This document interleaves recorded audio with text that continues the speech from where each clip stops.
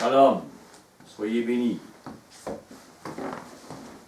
Mashiach a enseigné que nous devons nous faire des outres nouvelles. Car les anciennes outres ne peuvent accepter ses paroles, son enseignement. Une ancienne outre est pour nous aujourd'hui un évangile. Les gens imaginent anciennement, non, le maître parle d'enseignement. Un évangile que nous avons appris depuis des années. Par nos familles, nous sommes nés dans ces choses, et peut-être depuis notre jeunesse. Un évangile, une autre ancienne, qui ne peut accepter les paroles de Yahushua Mashiach et de ses disciples. Même si elle pense l'accepter, elle est prise dans cette autre ancienne. Ils ne peuvent pas accepter les paroles écrites dans le Nouveau Testament. Le vieil évangile tord les paroles du Nouveau Testament. Et ne peut accepter ce que porte la vieille outre. Les vieux évangiles qui ont voilé la lumière, parce qu'ils l'ont voilée, ne peuvent supporter cette lumière biblique. C'est une réalité, là. Beaucoup de gens ne vont pas aimer ce que je veux dire de la parole. Ou vont dire, ça ne peut pas être vrai, ou vont dire, non, Paul n'a pas dit ça, Et pourtant, quand on regarde le sens des choses, il a très bien dit cela. Le maître a très bien dit cela. Mais à cause de l'évangile qu'ils ont pris, qui est une vieille outre, ils ne peuvent pas accepter vraiment la lumière, cette lumière. Enlever le voile. Donc, les vieilles évangiles ont voilé la lumière. Ils ne peuvent pas supporter cette parole. Même s'ils disent qu'ils le supportent. Ils disent qu'ils sont disciples de Mashiach, là. Et vous devez vous faire un évangile nouveau. Une nouvelle outre. Pour porter la lumière qui n'apparaissait plus depuis des siècles. Croyez-moi. Lisez 3 Jean 9, 10. Lisez Galates 2, versets 3 à 5. Vous verrez des gens des églises visibles, il y a près de 2000 ans, qui commençaient à croire à l'impiété, que c'était ça, l'Évangile. Ou à croire que la Torah de Moïse était l'Évangile. Ce sont de vieilles outres. Et vous verrez que les églises visibles, depuis près de 2000 ans, donc, portent des vieilles outres, des évangiles qui ne peuvent qu'exploser quand ils entendent la vérité biblique. C'est pourquoi les gens vont dire, non, ça ne veut pas dire ça. Non, Et pourtant, ils vont dire, ouais, on croit à ça. Mais ils le croient selon leurs vieilles outres. Quand ils voient vraiment la lumière, ils s'en vont, ils se sauvent, ils explosent. Voilà ce qu'il dit. Maintenant, j'amène l'expiation. L'expiation, c'est demain. Mais, étant donné, demain, j'amène le millénium. Parce que dans le plan du Maître, la fête d'expiation arrive avant le millénium. Et la fête des trompettes, le retour de Mashiach, arrive avant l'expiation. C'est le plan.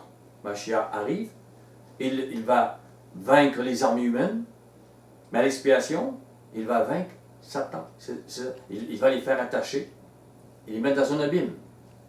C'est ce que veut dire cette fête. Prenez avec moi, et après le millénium peut commencer. Prenez avec moi Lévitique. Lévitique 23.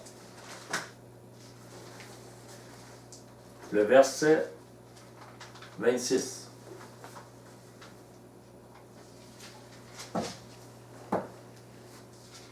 Vous pouvez laisser un signet, un marque-page à Lévitique.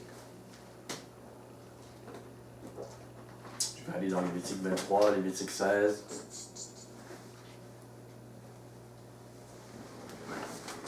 Au verset 26, Yahuwah parlait à Moïse. Et il dit, le 10e jour de ce 7e mois, ce sera le jour des expiations. Vous aurez une sainte convocation. Vous humilierez vos âmes et vous offrirez à Yahuwah des sacrifices consumés par le feu.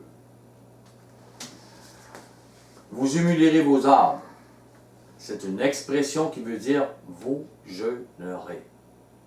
Au verset 28, il faut comprendre les expressions, il faut comprendre les images. Vous ne ferez aucun ouvrage ce jour-là, car c'est le jour des expiations. Où doit être faite pour vous l'expiation devant Yahuwah, votre Elohim. Toute personne qui ne s'humiliera pas ce jour-là sera retranchée de son peuple. Ici, on parle de jeûne. C'est symbolique, comprenez.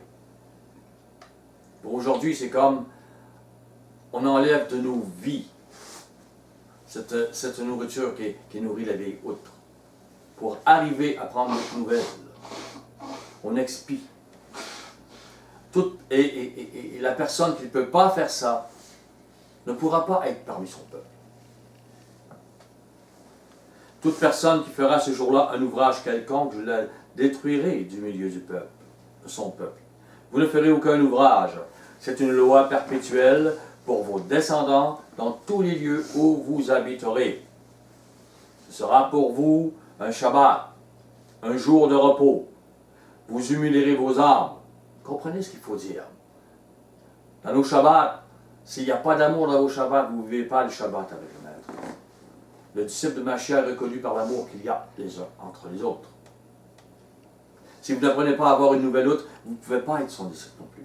Sa parole est vivante et vraie, elle a été enlevée.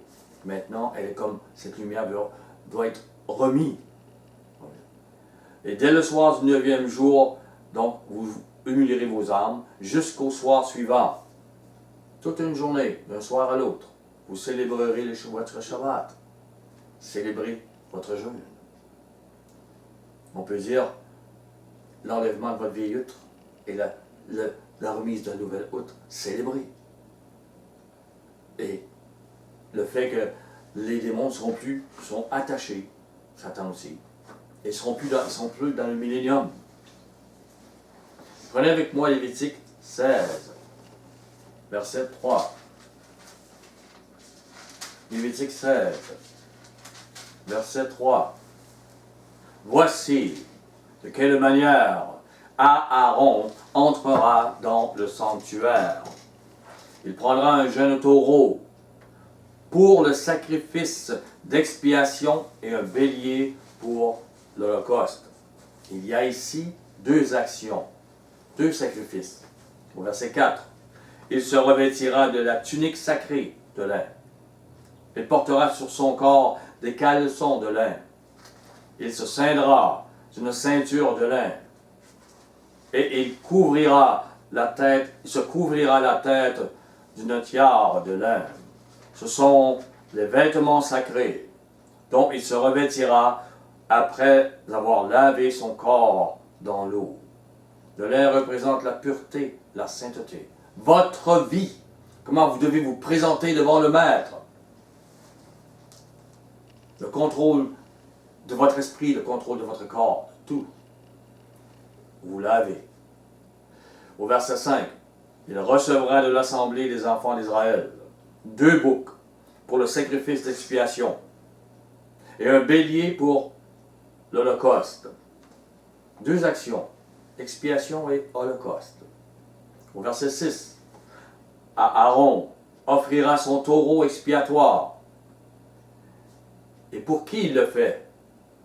Il le fera pour l'expiation pour lui et pour sa maison.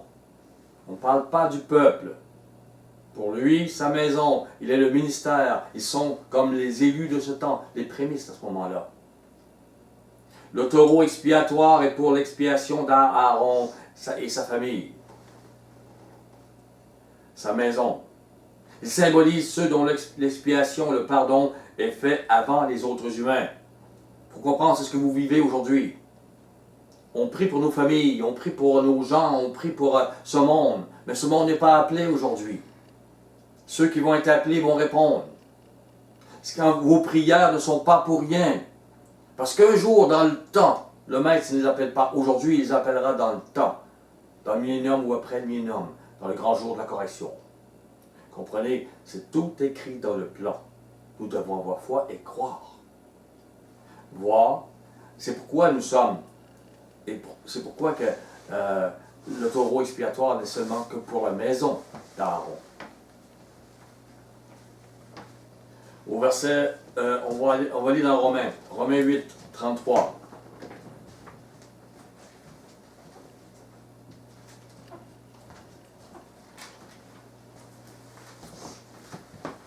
Je parlerai de ces choses pour la fête du dernier grand jour, le jour de la correction. Mais j'ai l'intention d'amener cette étude à la fête. Il y a beaucoup de choses, plusieurs choses que je vais amener. Nous sommes tous fébriles, mais moi aussi. Au verset 33, Romains 8. Qui accusera les élus de Yahuwah, anciennement représentés par Aaron, sa maison? Mais les véritables élus sont là. C'est Yahuwah qui justifie. Il y a des élus avant le retour de Mashiach, c'est ce que je disais.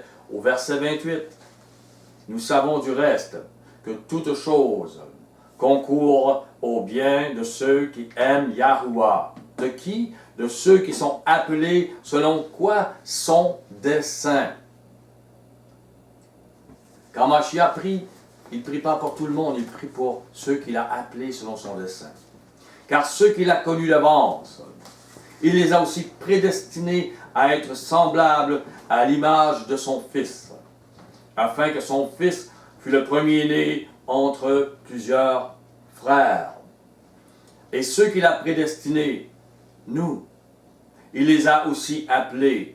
Ceux qu'il a appelés, il les a aussi justifiés. Et ceux qu'il a justifiés, il les a aussi glorifiés. Et entre appelé et justifié, il y a sanctifié. On le voit dans 1 Corinthiens 6, verset 9 à 11, ou verset 11. Donc c'est aujourd'hui qu'il fait ces choses, comme il le faisait pour Aaron et sa maison. À ce moment-là, même si les gens auraient dit, qu'est-ce que tu fais, Yahuwah? Pourquoi eux, ils ont le taureau et nous n'avons pas? Parce que c'est son plan. Il fait la même chose aujourd'hui. C'est son plan. Nous ne devons pas garder de vieilles hôtes, mais toute l'autre nouvelle. C'est son plan. On doit l'accepter. Jean 17. Jean 17. Verset 6.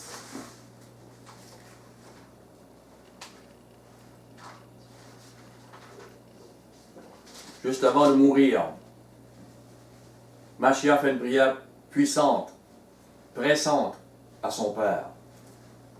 Au verset 6, il dit à son Père, « J'ai fait connaître ton nom aux hommes que tu m'as donné du milieu du monde. » Comprenez? Il a fait connaître l'image de Yahuwah. Il a fait connaître la parole de Yahuwah. Il a fait connaître les sentiments de Yahuwah. Pas seulement dire, il s'appelle Yahuwah. Non, non. Il ne répétait pas ça à tous les matins à ses disciples. Comment il s'appelle? Yahuwah. Non, non. Il parle de connaître le Maître. Son nom, c'est lui, ce qu'il est. Ils étaient à toi. Et tu me les as donnés. Ils ont gardé ta parole. Ils étaient à Yahuwah le Père, et le Père les a donnés à Yahusha. Il a donné de la foi à ces gens pour qu'ils viennent à son fils Yahusha. Et ils ont gardé ta parole, la parole qui était donnée à Yahusha. Maintenant, ils ont connu que tout ce que tu m'as donné vient de toi. Ça ne venait pas de Yahusha, ça venait de Yahuwah. Car je leur ai donné les paroles que tu m'as données. Elles ne venaient pas de Mashiach. Mashiach a donné les paroles de son Père, pas les siennes. Ils les ont reçues. Et ils ont vraiment connu que je suis sorti de toi. Ils ont cru que tu m'as envoyé. Il dit, c'est pour eux que je prie. je ne prie pas pour le monde. Et les autres d'aujourd'hui, les églises d'aujourd'hui disent, Yahweh, ou vont dire Dieu, veut sauver tout le monde. Mais lorsqu'ils disent ces choses, ils ne peuvent pas le comprendre ni le voir, ils le tordent. Ça ferait exploser leurs outres. Leurs vieilles outres ne peuvent pas accepter l'autre nouvelle, les paroles de Mashiach. Mais croyez. Il dit, je ne prie pas pour le monde, mais pour ceux que tu m'as donnés, parce qu'ils sont à toi. Les autres ne le sont pas. Je voudrais bien que tous mes enfants lui appartiennent, que ma famille lui appartienne. C'est pas tout de suite. Je prie pour eux, il y aura un temps. Si ce n'est pas avant que le Messie revienne, il y a un temps de correction plus tard. Vous devez comprendre ces choses et le voir. Si vous avez de la difficulté avec cela, c'est que vous avez une vieille outre. Vous devez vous faire des autres nouvelles. Accepter la lumière. C'est très important. Ce n'est pas un hasard que je vous dis cela aujourd'hui. Je ne sais pas qui va écouter. Mais je sais que ça devait être porté. Je me suis levé cette nuit pour parler des autres. Il y a bien des choses que je vous dis que ce n'est même pas écrit. Je ne sais pas pourquoi ça doit être porté et annoncé à qui. Mais c'est une importance vitale. Il met dans mon cœur. Et je le sais. Mashiach a donc prie pour les élus. L'expiation pour le nouveau sacerdoce. Pour les premiers élus. Avant le retour de Yahusha et de la grande moisson des nations. Prenez avec moi 1 Pierre 2.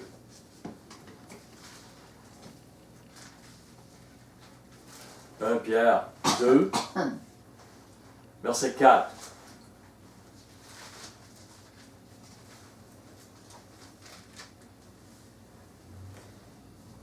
Approchez-vous de lui, pierre vivante, rejetée par les hommes, mais choisie et précieuse devant Yahweh. Est-ce que les hommes aujourd'hui, avant son retour, l'acceptent? Il est rejeté. Ils vont le blasphémer. Plus qu'ils vont parler, plus qu'ils vont agir, plus qu'il va les punir, plus qu'ils vont blasphémer.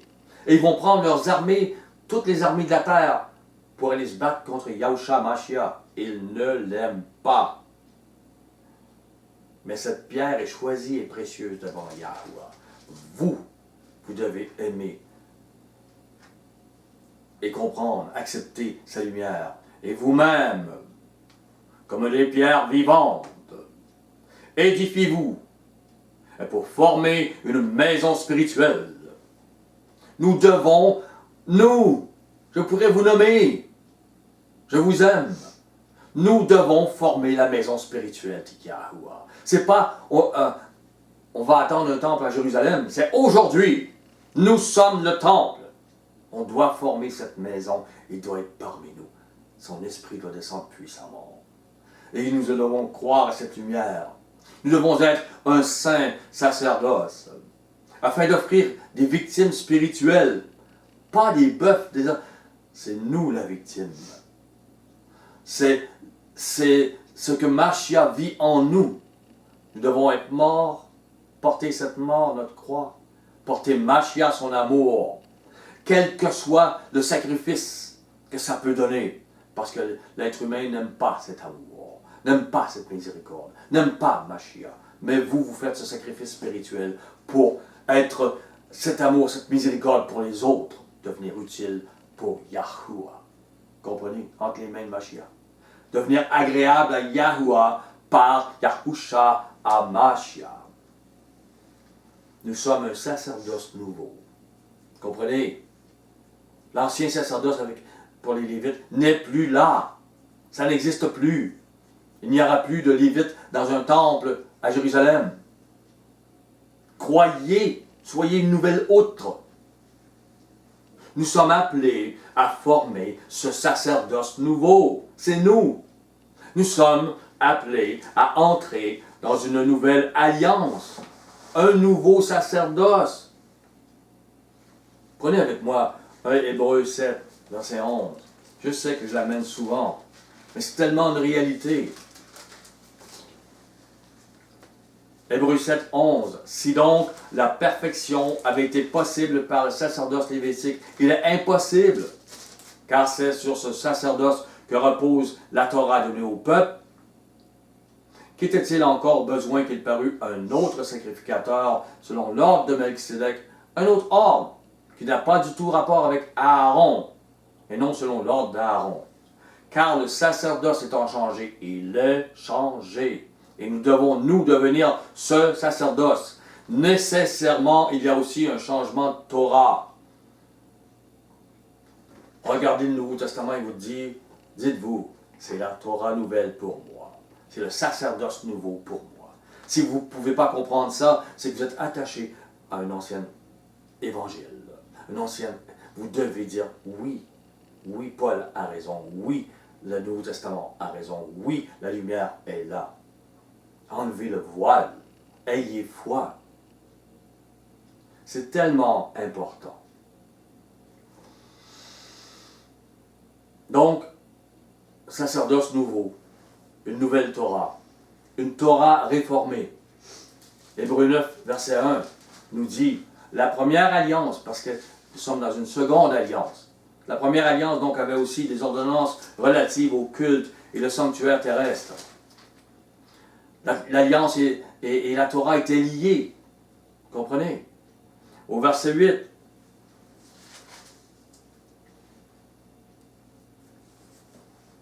l'esprit de Yahuwah, au verset 9, ouais. C'est une figure pour le temps actuel, au verset 9, où l'on présente des offrandes, des sacrifices qui ne peuvent rendre parfaits sous le rapport de la conscience celui qui rend ce culte.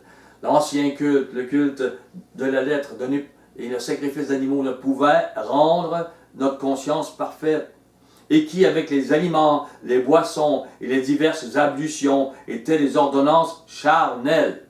Aujourd'hui, nous avons des ordonnances spirituelles. Le cœur doit être changé. Il ne l'était pas dans l'ancienne alliance. Des ordonnances charnelles imposées seulement quoi? Jusqu'à une époque de réformation. Mais Mashiach est venu comme souverain sacrificateur. Il est venu, l'alliance est nouvelle, le sacerdoce est nouveau. Nous sommes dans cette alliance. Nous faisons partie de ce sacerdoce. Nous devons comprendre ces choses. Le sacerdoce étant changé, il y a nécessairement changement de Torah.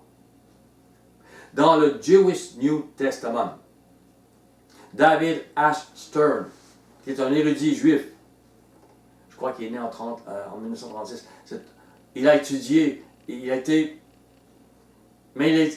en 72, je crois qu'il est devenu disciple de Mashiach. Et il a écrit la Bible selon l'inspiration et le Nouveau Testament en allant directement à l'essence de ce que ça voulait dire. Il y a vraiment des paroles surprenantes qui ont été rejetées. Pourquoi? Parce que les vieilles autres ne peuvent pas prendre la lumière. Ils ne peuvent pas croire qu'ils aiment bien amener des paroles et des mots. En français, on peut dire un voleur, on comprend. Il a volé. C'est un voleur. Mais ça peut vouloir dire aussi, il prend l'avion.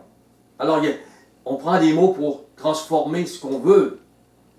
Mais Stern explique qu'est-ce que veut dire certaines choses. Et c'est très intéressant parce que ça va exactement avec ce que je vous ai dit. Qu'est-ce que je viens de vous dire. Donc, il a traduit un verset, le Nouveau Testament a été donné comme Torah. Wow! Voilà pourquoi, et je reviens, il va expliquer là, ok? Ne vous sauvez pas. L'apôtre Paul a écrit à cause de cela, dans 1 Corinthiens 9. L'apôtre Paul savait ces choses. 1 ou 2? 1. Oui, 1 Corinthiens 9.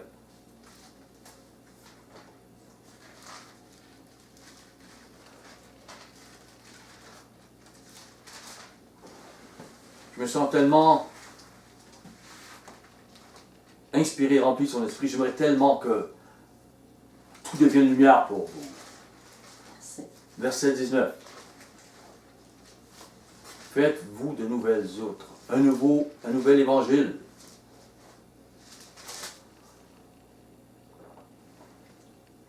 Car, bien que je sois libre à l'égard de tous, je me suis rendu le serviteur de tous afin de gagner le plus grand nombre.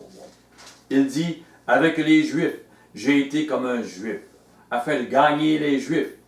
Avec ceux qui sont sous la loi, donc, c'est comme sous la loi. La Torah donnée sur le mont Sinaï à Moïse, la lettre, gravée sur des tables de pierre. Il dit, je fais comme si j'étais avec eux, comme ça. Mais il dit, quoi que je ne sois pas moi-même sous la loi. Paul n'est plus sous la Torah de l'Ancienne Alliance, de l'Ancien Testament. Et il le dit. Afin de gagner ceux qui sont sous cette Torah, sous la loi. Puis avec ceux qui sont sans loi. Comme sans loi. Sans Torah. Quoique je ne sois point sans la loi de Yahuwah, étant sous la loi de Mashiach. Il est sous la Torah du Nouveau Testament que Mashiach a enseigné. C'est ce qu'il dit, le message de. Il dit, je ne suis pas quand même libre de péché là. Mais ce n'est plus œil pour œil, dent pour dent, c'est même ton ennemi. La Torah de Mashiach, elle a changé les choses. Nous devons le vivre, enlever la vieille outre. Si vous êtes dans la vieille outre, vous allez exploser. Vous allez vous sauver des paroles de l'apôtre Paul, les tordre, les paroles de Mashiach, les tordre. Donc, il dit, je suis faible avec les faibles, afin de gagner les faibles. Je me suis fait tout à tous, afin de sauver de toute manière quelques-uns. Verset 23, je fais tout à cause de l'Évangile, afin d'y avoir part. Si vous avez de la difficulté avec ce qu'il vient de dire, et ce que j'ai dit, c'est que vous ne faites pas tout à cause de l'Évangile qu'enseignait Paul. Vous le faites à cause de la vieille outre que vous avez appris, qui a été montrée. Relisez Galates 2, versets 3 à 5. C'est clair. Paul allait contre ce faux évangile. Ou 3 Jean 9, 10. Jean était le seul qui restait comme apôtre. Et on le rejetait dans les églises visibles. Ce sont des autres que nous avons récoltés aujourd'hui. Qui doivent être enlevés. Nous devons voir. Il dit, je fais tout à cause de la bonne nouvelle, l'évangile. La bonne nouvelle est la parole qui triomphe du jugement qu'a annoncé Yahushua à Mashiach. C'est la seule façon que vous allez triompher du jugement. Quels que soient les évangiles, les religions et votre zèle religieux, si vous ne connaissez pas cette lumière, si votre cœur n'est pas changé dans son amour, cette miséricorde, le jugement est toujours sur vous. Même si vous êtes extrêmement zélé et que vous connaissez, vous avez des bacs, des diplômes, mais vous n'avez rien. Paul dit quand même, vous auriez toute la connaissance. Si vous n'avez pas cet amour, vous n'avez rien, vous n'êtes rien. L'ancienne nouvelle. Une nouvelle, c'est quelque chose qu'on annonce. L'ancienne parole était le ministère de la lettre, donc. Et la parole gravée avec des lettres sur des pierres. C'est une parole qui nous condamnait. On ne peut pas être sauvé par ces règles-là, parce qu'on va toujours porter de toute façon des mauvais fruits. Même si on apporte moins. Et on est de toute façon condamné à cause des mauvais fruits qu'on a fait auparavant. Même si on ne les aime plus. La seule façon,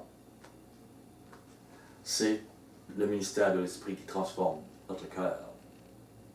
Qui devient grâce et miséricorde pour les autres, qui porte les fruits de l'Esprit. On devient comme Yahusha et Yahuwah. Donc, dans le Nouveau Testament traduit par M. David Stern,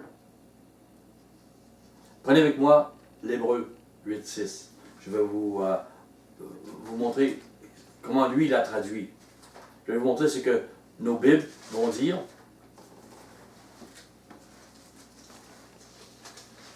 Hébreu 8, verset 6. Dans Louis II, il est écrit, mais maintenant, il a obtenu un ministère d'autant supérieur qu'il est le médiateur d'une alliance plus excellente, une nouvelle alliance, qui a été établie sur de meilleures promesses. Écoutez bien comment il traduit. Il dit ce que cela veut dire. Il dit, mais maintenant, le travail que Yahusha a été donné à faire est de loin supérieur au leur. tout comme l'alliance qu'il négocie est meilleure. Car cette alliance, c'est là qu'elle est important, a été donnée comme Torah sur la base de meilleures promesses. Comprenez ici, il dit qu'il a été établi sur de meilleures promesses. Mais le mot établi, t'établit quelque chose d'autre. C'est une Torah qu'il a établie. Il dit a été donné comme Torah sur la base de meilleures promesses.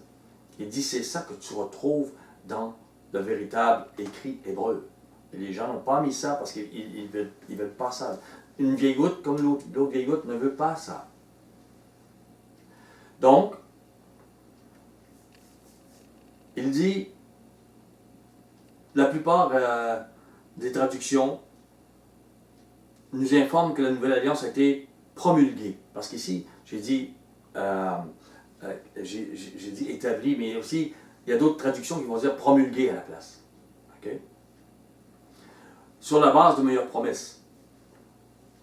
M. Stern nous dit ce serait une traduction adéquate si l'objet de la législation était athénienne ou des décrets romains. Là, on pourrait dire ça comme ça. Mais le mot grec utilisé ici est nénomotetaïté. Excusez-moi mon grec là. C'est un mot composé de nomos qui peut signifier loi en général. Mais dans le livre des Juifs messianiques, ça signifie toujours Torah. Spécifiquement, vous comprenez? Ce n'est pas un livre païen, si on parle. Bon. Dans le livre, et puis le Etitémi, qui complète le mot commun signifiant maître ou lieu. Le lieu, c'est qu'on met la Torah. La seule autre apparition de Nénomotétaï dans le Nouveau Testament, c'est le verset, plutôt, le chapitre 7, verset 11, qu'on a lu tantôt. C'est nécessairement changement de Torah, changement de loi, parce qu'il y a changement de sacerdoce. C'est le même mot. Donc, on ne peut pas dire, juste dire promulguer. Non, non, on te parle de loi, de Torah. Où tous s'accordent à dire, dans ce verset chapitre 7, verset 11, qu'elle se réfère au don de la Torah sur le mont Sinaï. Comme le font les mots parentés nomotésia dans Romains 9, verset 4, et nomotétes dans Jacob 4, verset 12. Il y a des références. Par conséquent, le Nouveau Testament juif dit que la Nouvelle Alliance a été donnée comme Torah sur la base de meilleures promesses. Ce n'est pas promulgué, mais bien a été donnée comme Torah. Dans 2 Corinthiens 3, versets 6 à 8. Il nous dit, il nous a aussi rendus capables, 2 Corinthiens 3, verset 6, d'être ministres d'une nouvelle alliance, non de la lettre, mais de l'esprit qui donne la vie. Excusez-moi. Non de la lettre, mais de l'esprit. Parce que la lettre tue, l'esprit donne la vie. Or, si le ministère de la mort, gravé sur des lettres de pierre, a été glorieux, 3 petits points, parce que je vais un peu plus loin, bien que cette gloire ait été passagère, combien plus le ministère de l'esprit ne sera-t-il pas plus glorieux? Quand c'est au verset 9, au verset 8. Moïse avait reçu la Torah qui condamne. Regardez bien le verset 2 Corinthiens 3, verset 6. Vous pourrez le lire jusqu'à 11. C'est tellement clair et évident. Ce qui est gravé dans les lettres nous condamnait. Ce qui est par l'Esprit, l'Esprit nous donne la vie. Il nous apprend une autre façon le message de Mashiach.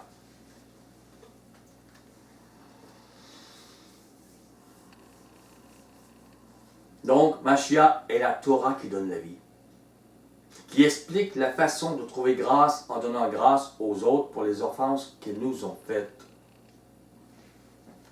Le Nouveau Testament a été donné comme Torah. Mashiach a payé le prix par son sacrifice pour ouvrir la porte du chemin étroit pour nous.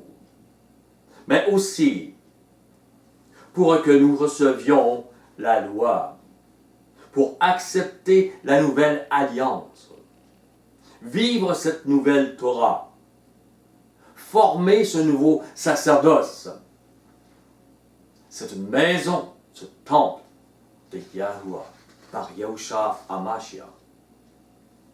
Mashiach a donc prié pour ce nouveau sacerdoce. Prenez avec moi Jacques, juste après Hébreu. Jacques 1, verset 18. Il nous a engendrés selon sa volonté, par la parole de vérité, afin que nous soyons en quelque sorte les prémices de ses créatures. Nous sommes des prémices avant le retour de Mashiach. Voilà pourquoi Mashiach n'a pas prié pour ce monde. Il a prié pour les prémices. Ce monde sera appelé plus tard. Et nous régnerons avec Mashiach pour qu'il soit appelé plus tard. Nous sommes prémices de la grande moisson après le retour de Yahusha. C'est dans son plan. L'être humain ne voit pas le plan parce qu'il est pris dans ses vieilles outres. L'expiation d'Aaron et sa famille nous représente. Nous devenons les prémices à être libérés de l'emprise de Satan. Voilà ce qui arrive. On est tous surpris que les autres ne comprennent pas, mais c'est ainsi. Lévitique 16.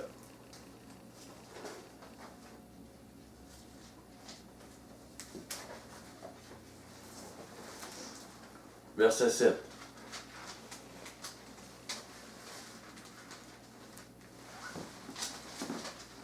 Il prendra les deux boucs et il les placera devant Yahuwah à l'entrée de la tente d'assignation. Nous sommes toujours pour la fête d'expiation là. Aaron jettera le sort sur les deux boucs. Un sort pour Yahuwah et un sort pour Azazel. Aaron fera approcher le bouc sur lequel est tombé le sort pour Yahuwah. Il l'offrira en sacrifice d'expiation. Cette expiation est pour tous. Elle représente Yahusha Mashiach sacrifié pour les hommes, afin que, par son sang, tous puissent recevoir l'onction qui purifie les consciences et justifie l'entrée dans le royaume, notre transformation de cœur. Le taureau était pour Aaron. Cette expiation est pour tous. Au verset 10. Et le bouc sur lequel est tombé le sort pour Azazel sera placé vivant devant Yahuwah, afin qu'il serve à faire l'expiation et qu'il soit lâché dans le désert pour Azazel. Azazel est un terme signifiant émissaire ou renvoi, retranchement total. Retranchement total, gardez cela. Quel est donc cet Azazel placé vivant dans le désert? Avant, regardons verset 15. Il égorgera le bouc expiatoire pour le peuple, il emportera le sang au-delà du voile. Il fera avec ce sang comme il a fait avec le sang du taureau. Il en fera l'aspersion sur le propitiatoire et devant le propitiatoire. Avec le taureau, c'était avant le ministère les prémices. Maintenant, avec le bouc, c'est pour le peuple. Cette expiation sera pour les nations. Ce sera leur temps, comme c'est le nôtre aujourd'hui. Avant le retour de Mashiach. Au verset 20. 16-20. Lorsqu'il aura achevé de faire l'expiation pour le sanctuaire, pour la tente d'assignation et pour l'autel, il fera approcher le bouc vivant. Aaron posera ses deux mains sur la tête du bouc vivant. Et il confessera sur lui toutes les iniquités des enfants d'Israël et toutes les transgressions par lesquelles ils ont péché. Il les mettra sur la tête du bouc, comme si ce bouc avait l'air d'une responsabilité. Puis il le chassera dans le désert, à l'aide d'un homme qui aura cette charge. Ce bouc ne meurt pas, mais il porte la responsabilité des péchés. Le bouc emportera sur lui toutes leurs iniquités dans une terre désolée. Il sera chassé dans le désert. Ce n'est pas que nous sommes sauvés par, mais ils en portent la responsabilité d'avoir fait pécher le peuple. Venez avec moi dans l'Apocalypse. Vous voyez, cette action se fera tout de suite après le retour de Yahusha, après la fête des trompettes. Apocalypse 19.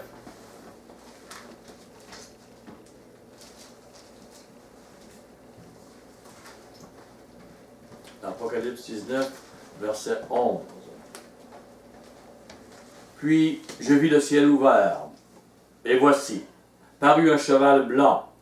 Celui qui le montait s'appelle Fidèle et Véritable, et il juge et combat avec justice. Ses yeux étaient comme une flamme de feu. Sur sa tête étaient plusieurs diadèmes. Il avait un nom écrit que personne ne connaît si ce n'est lui-même. Et il était revêtu de vêtements teints de sang. Son nom est la parole de Yahuwah. C'est Mashiach. Les armées qui sont dans le ciel le suivaient, sur des chevaux blancs, revêtus d'un fin lin, blanc pur. De sa bouche sortait une épée aiguë pour frapper les nations.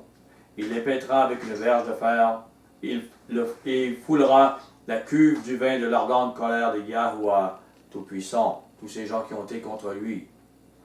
Il avait sur son vêtement et sur sa cuisse un nom écrit, Roi des rois et Adonai des Adonai. À la dernière trompette, Mashiach vient vaincre les armées humaines. Et tout de suite après, il y a une action. C'est l'action que nous voyons, que nous venons de voir dans Lévitique. Apocalypse 20, verset 1. Puis je vis descendre du ciel un ange qui avait la clé de l'abîme et une grande chaîne dans sa main. Il saisit le dragon, le serpent ancien, qui est le diable et Satan. Et on peut voir ses armées aussi. Et il le lia pour 1000 ans. Il le jeta dans l'abîme. C'est pour ça que les péchés sont comme... Il est aussi coupable, mais il n'est pas sacrifié. Et nous ne sommes pas sauvés parce qu'il est ainsi lui aussi puni. Voilà quand on dit on envoie le bouc dans le désert vivant. Afin qu'il ne séduise plus les nations, jusqu'à ce que les 1000 ans fussent accomplis. Après cela, il faut qu'il soit délié pour un peu de temps. On voit ici le bouc Azazel envoyé dans le désert. Satan et ses démons envoyés dans l'abîme, afin qu'ils ne séduisent plus les nations. Et les saints ressuscités à la première résurrection vont régner, vont engranger une grande moisson. Réjouissons-nous. C'est dans le plan. Yahuwah ne manquera pas son coup. La majorité humaine va être sauvée en son temps pour chacun. Nous sommes prémices. Ce n'est pas le temps du peuple. Ce n'est pas le temps des nations. Les nations ne sont pas appelées. Nous sommes appelés. Pour que les nations soient appelées plus tard. Nous allons régner pour cela. Nous allons leur faire connaître l'intimité entre Yahuwah et nous par Mashiach. Apocalypse 21, verset 1. Puis je vis un nouveau ciel et une nouvelle terre. Spirituellement, elle est comme transformée. Elle n'est plus tohu-bohu. Parce qu'elle n'est plus en guerre contre Yahuwah. C'est un nouveau ciel, une nouvelle terre, car le premier ciel et la première terre avaient disparu et la mer n'était plus. Et je vis descendre du ciel d'auprès de Yahuwah, la ville sainte, la nouvelle Jérusalem, préparé comme une épouse qui s'est parée pour son époux. Et j'entendis du trône une forte voix qui disait, voici le tabernacle de Yahuwah avec les hommes. Il habitera avec eux et ils seront son peuple. Et Yahuwah lui-même sera avec eux. Amen. On voit ici, on va continuer. Il essuiera toutes les larmes de leurs yeux parce que c'est trop beau. Et la mort ne sera plus. Waouh! Il n'y aura plus ni deuil, ni cri, ni douleur, car les premières choses ont disparu. Les gens disent souvent, si Dieu existait, il n'y aurait pas de douleur, il n'y aurait pas... Un jour, il n'y en aura plus. C'est dans son plan, il le voit. Il a payé pour. Et il a payé pour que nous comprenions, nous devons être dans les ténèbres pour comprendre que les ténèbres, c'est mauvais, et vivre toujours pour l'éternité dans la lumière, soumis à notre Maître qui est amour. Et celui qui était assis sur le trône dit, voici, je fais toutes choses nouvelles. Et il dit, écris, car ces paroles sont certaines et véritables. Et il me dit, c'est fait. Je suis l'alpha et l'oméga, le commencement et la fin. À celui qui a soif, je donnerai de la source, de l'eau de la vie, gratuitement. Et celui qui vaincra, héritera ces choses. Je serai son Elohim, il sera mon fils. Des fils et des filles, évidemment. Le plan pour notre salut dépasse l'imagination humaine. Le plan pour notre salut dépasse les incrédules qui étudient la Bible, en gardant des faux évangiles, des pensées religieuses de ce monde. Et pire, le plan pour notre salut les choque et ils témoignent religieusement contre.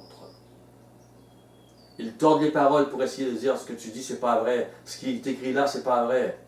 Vous ne comprenez pas. C'est réellement le plan écrit dans l'Ancien ou dans le Nouveau. Mais le plan pour notre salut va se réaliser. Il se réalisera comme il est écrit. Les pharisiens avaient lu que Mashiach naissait avec Léa, mais ils n'ont jamais été voir. Les mages ont été là pour le voir, ils n'ont jamais été voir. Ils ne croyaient pas les paroles qu'ils avaient dans les mains. Les vieilles hôtes d'aujourd'hui, les évangiles d'aujourd'hui ne croient pas encore les paroles qui sont ici. C'est la même chose. Le plan pour notre salut est calculé avec la plus grande finesse qui se puisse exister. Prenez avec moi, on retourne dans Hébreu. Hébreu 9.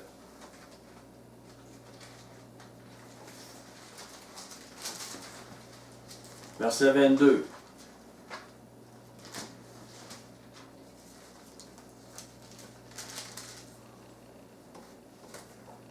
Et presque tout, d'après la loi, est purifié avec du sang.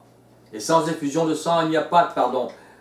Le Maître sait, c'est la vie qu'il a mis dans le sang, et il sait que nos molécules vont mourir, que nous allons mourir, que l'esprit qu'il nous a donné ne pourra plus fonctionner. Il était donc nécessaire, puisque les images des choses qui sont dans les cieux, les cieux devaient être purifiés de cette manière. Pas par des bœufs, par des... Non, par Mashiach, son sang précieux. Que les choses célestes elles-mêmes le fussent par des sacrifices, qu'elles veulent purifier par cette... que les choses célestes elles-mêmes le fussent par des sacrifices plus excellents que ceux-là. Donc, sur cette terre, il y a eu cette purification, mais elle touchait aussi ce que Satan a souillé avec le ciel des anges par les cieux. Elle justifiait qu'il soit chassé des cieux. Elle justifiait. Et il n'y a pas d'autre ange qui peut dire « Tu agis mal, Yahuwah, parce que tu avais dit telle chose. » Non. Et le démon a prouvé sur terre comment il était encore méchant et ses mauvais fruits. Et comme il a consumé ce péché avec nous, avec les humains, qu'il a inspiré, il est justifié qu'il soit enlevé des cieux, qu'il soit enlevé d'avec nous, qu'il soit... Tout est parfait. Comprenez, ça dépasse notre imagination. Le plan qui justifie, purifie toute souillure sur la terre et dans les cieux est fait et là, il est écrit. Le plan de Yahuwah donc est calculé avec la plus grande finesse. L'amour miséricorde, l'amour qui fait grâce et trouve grâce, domine dans l'univers. Il doit dominer parmi nous, comme il domine parmi les anges, puisque ceux-ci font la volonté d'Yahuwah, qui est amour. Réalisez cela. Et s'ils ne vivent pas cet amour, s'ils ne vivent pas ce qu'il demande, sa volonté, ils pêchent. Il y en a le tiers qui ont péché, mais les autres sont soumis à cet amour. Mashiach, quand il est venu, il dit, pourquoi tu m'appelles bon? Un seul est bon. Il a vécu l'amour de son Père. Et nous devons faire comme lui. Et voilà pourquoi il crée des sacrificateurs à l'image, selon l'ordre de grands sacrificateurs dans les cieux. Melchisedec, c'est nous. Et il nous appelle à. Hébreux 5, verset 5.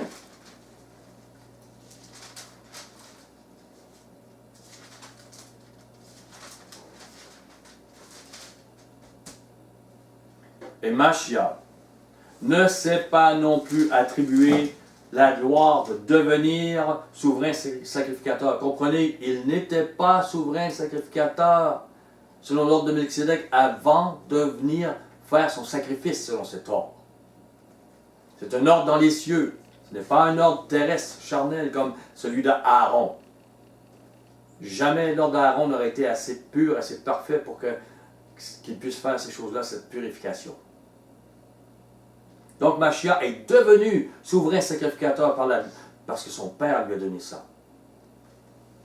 Mais il la tient, cette attribution de devenir souverain sacrificateur, par celui qui lui a dit, tu es mon fils, je t'ai engendré aujourd'hui. Comme il dit encore ailleurs, tu es sacrificateur pour toujours, selon l'ordre de Melchisedec. Voilà, il l'est maintenant pour toujours. Son Père l'a élevé comme souverain sacrificateur. Il a élevé sa droite. Il n'était pas si haut. Il a élevé. C'est écrit, dans l'Ancien comme dans le Nouveau. Ayez de nouvelles outres, où nous devons croire. Yahusha est devenu souverain sacrificateur selon l'ordre du souverain sacrificateur Melchisedec. Par son sacrifice, Yahusha est devenu notre souverain sacrificateur.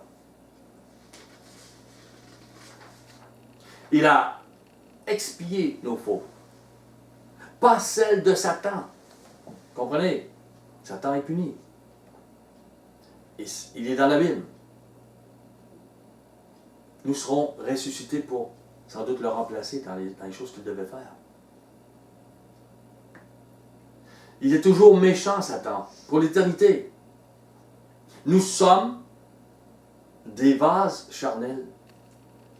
Des vases qui peuvent se modeler. Pas les anges. Quand ils sont souillés, ils ne sont pas modelables. Ils ne sont pas des vases. Il faut comprendre ça. C'est important. Alors ils sont mis dans l'abîme, où il ne pourra plus souiller ce qui est saint, ce qui est amour. Il n'y croit pas. Il croit à sa haine, à sa méchanceté, à ce mensonge. Et il a séduit le tiers des anges pour ça. Et on regarde les hommes, comment ils ont été séduits, les hommes et les femmes, comment ils sont méchants, comment ils font des guerres, des tortures, comment on voit ça, c'est l'image de Satan. Quand vous voyez l'amour, c'est quand vous pardonnez votre pire ennemi, quand vous faites du bien, vous voyez l'image de Yahuwah. Voilà, portez l'image. Prenez avec moi un dernier verset, Apocalypse 5, verset 9.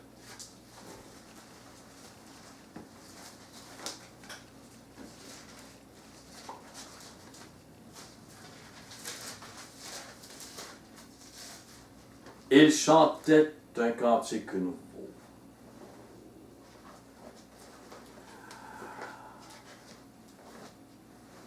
J'ai envie de vous lire avant, le verset 8. Quand il eut pris le livre, les 4 êtres vivants, les 24 vieillards se prosternèrent devant l'agneau, tenant chacun une harpe et les coupes d'or remplies des parfums qui sont les prières des saints. Ce sont nos prières. Parfois, vous êtes dans votre chambre, vous êtes, il n'est pas là, je ne le sens pas. Pourtant, votre prière est là. Elle est un parfum pour lui. Toutes vos prières, pour vos enfants, vos pleurs, vos larmes, vos prières, elles sont là. Entrez dans votre chambre et dites, il est là. Il vous le dit qu'il est là. Ayez foi, il est là. Et votre prière, non seulement n'est pas rien pour lui, il la garde. Elle est là, comme un vase, un parfum qui va apparaître, des milliards de prières peut-être, je ne sais pas comment. Mais elles sont là. Elles sont devant lui précieuses. Vous êtes précieux. Ne croyez pas qu'il n'est pas avec vos prières, qu'il ne vous écoute pas. Il vous écoute. Ne croyez pas qu'il ne répond pas, il ne répond pas. Il répond toujours. Pas comme on veut. Des fois, on veut non, il dit oui. On veut oui, il dit non. Il sait ce qui est bien pour nous. C'est pas qu'il n'a pas entendu. On ne veut pas d'épreuve, il l'amène quand même. Il sait pourquoi il amène un mur. Et quand vous traversez le mur, vous comprenez pourquoi il a permis ça. Parce qu'il vous aime. Et il vous travaille aujourd'hui. Pour que ce soit éternel, que vous ayez son image. Nous devons comprendre ça. Cette coupe d'or remplie de parfums, les prières des saints. Et voilà, il chantait un cantique nouveau en disant, « Tu es digne de prendre le livre, d'en ouvrir les sceaux, car tu as été immolé et tu as racheté pour Yahuwah, par ton sang, des hommes de toute tribu. » On ne parle pas juste des Juifs, là. Toute tribu, toute langue, tout peuple et de toute nation. Il a leur prière, il est un parfum devant lui. Et tu as fait d'eux quoi? Un royaume. Ce royaume va être sur cette terre. Il n'y aura plus de larmes, il n'y aura plus de peine, il n'y aura plus de mort, de souffrance. Le royaume commence par régner sur des nations qui vont encore avoir des douleurs et souffrir parce qu'ils vont avoir besoin d'apprendre, comme nous avons appris. Mais un jour, ça ne sera plus comme ça, il n'y aura plus d'hommes sur la terre, il n'y aura plus d'êtres humains. Nous serons comme des anges. Nous serons comme Mashiach. Tu as fait d'eux un royaume et des sacrificateurs pour notre Elohim. Ils régneront sur la terre. Ou pas dans les cieux. Ce n'est pas le ciel qui nous offre. C'est le ciel qui vient sur la terre. L'arbre du paradis vient sur la terre. Lisez votre Bible. Ils ont été modelés, ces sacrificateurs. Nous le sommes présentement. Présentement. Ils sont modelés dans la plus grande finesse, encore une fois. Afin d'être à l'image de l'amour, à l'image de Yahusha, qui est celle de Yahuwah. Et dans la puissance de l'amour de Yahuwah par Yahusha, le cœur des nations sera opéré pour être régénéré à l'image de l'amour. Comprenez? Réjouissez-vous! C'est pour ça que vous souffrez aujourd'hui. C'est pour ça que vous êtes transformés aujourd'hui. C'est pour ça que vous devez relever votre tête pour regarder ce royaume qui vient bientôt. Et non pas vous dire, « Ah, je vais souffrir, ah, l'accouchement. » Oui, il y a un accouchement. Mais quand on a le bébé dans les mains, on se réjouit et on se dit, « Wow, quelle merveille! » Mais c'est ce qui arrive. Nous sommes une église. La femme de, oui, on souffre quand il s'accouche. Mais quelle réjouissance on va avoir. Wow! À l'image de Yahuwah, donc. Et tout cela, je le répète, dans une science, une finesse qui nous dépasse. Soyez bénis. Je vous aime. Ah, merde.